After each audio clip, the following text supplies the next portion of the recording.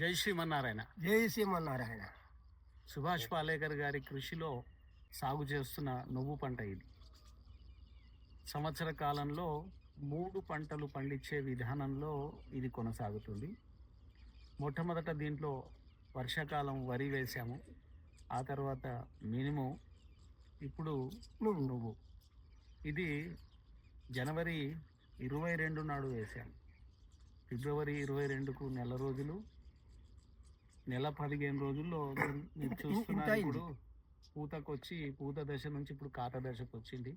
ఇక్కడ నుంచి ఇంకొక 15-20 రోజుల లోపల ఈ పంట అయిపోతుంది. సో రైతు ఎప్పుడైతే స్వల్పకాలికంగా వచ్చేటువంటి విత్తనాల మీద, ముఖ్యంగా నూనె గింజల మీద మనం దృష్టి పెడతామో, 3 పంటల విధానంలో రైతుకు మరింతగా ఆదాయం వచ్చేటువంటి అవకాశం ఉంది. ముఖ్యంగా మేము సుభాష్ పాలేకర్ గారి కృషిలో చేస్తున్నప్పుడు మాకు ఈ నువ్వు పంట అత్యంత ప్రధానమైనది. ఎందుకంటే నూనె గింజల ఉత్పత్తి పూర్తిగా తగ్గిపోయింది. ఈరోజు ఈ దేశము ఇంత విస్తీర్ణంలో ఇంత పెద్ద ఎత్తున వ్యవసాయం చేస్తున్నప్పటికీ పెద్ద ఎత్తున దిగుమతి సుంకాలు చెల్లించి నూనె గింజల్ని మనం ఇంపోర్ట్ చేసుకునేటువంటి దుస్థితిలో ఉన్నాం.